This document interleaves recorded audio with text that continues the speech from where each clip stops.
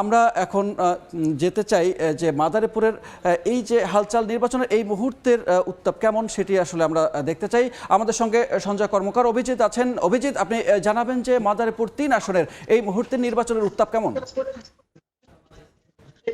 নির্বাচনের প্রতীক বরাদ্দর পর জোরে সোরে প্রচারণা চলছে মাদারীপুর ৩ আসনে।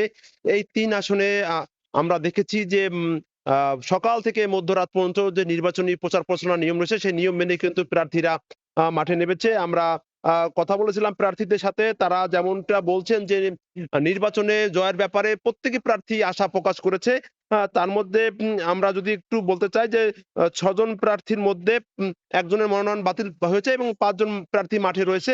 তার মধ্যে বিএনপির পক্ষ থেকে আনিসুর রহমান তালুকদার খোকন রয়েছেন, জামাত ইসলামের দাঁড়িপাল্লা নিয়ে লড়বেন রফিকুল ইসলাম এবং বাংলাদেশ ইসলামী আন্দোলন বাংলাদেশের প্রার্থী হয়েছেন আজিজুল হক সহ আরো ২ জন প্রার্থী রয়েছে।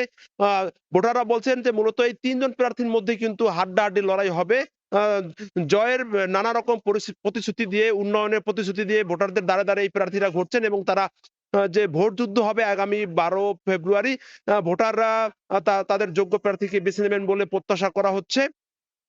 প্রার্থীরা বলছেন যেহেতু বিগত দিনের যে নির্বাচন হয়েছে সেই নির্বাচনের থেকে কিন্তু আগামী নির্বাচনটি খুবই গুরুত্বপূর্ণ।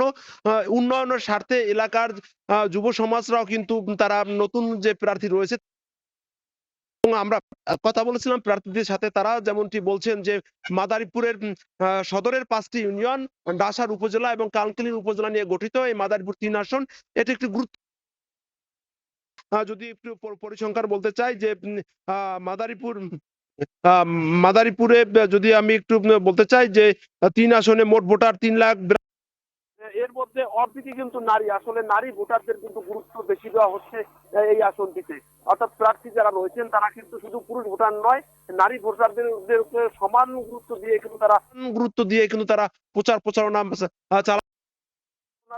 মাঠে কিন্তু তারা কিন্তু গুরুত্বপূর্ণ ভূমিকা রাখবে বলে ভোটাররা সেটি কিন্তু প্রত্যাশা করা হচ্ছে। তো সবকিছু মিলিয়ে বলা যায় মাদারীপুর ৩ আসনে যে আগামী ১২ তারিখে যে নির্বাচন হবে। ধন্যবাদ সঞ্জয় কর্মকার অভিজিৎ।